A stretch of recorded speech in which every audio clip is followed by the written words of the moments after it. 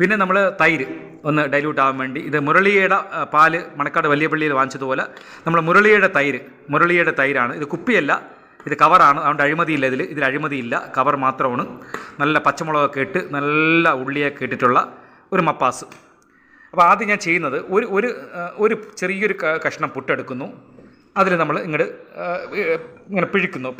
ഇങ്ങനെ പിഴിച്ചതിന് ശേഷം കുറച്ച് മുളക് തണ്ണി എടുക്കുന്നു. അല്ലെങ്കിൽ രസം എന്ന് പറയും, അതിനടുത്ത് ഇങ്ങനെ കൊടുക്കുന്നു.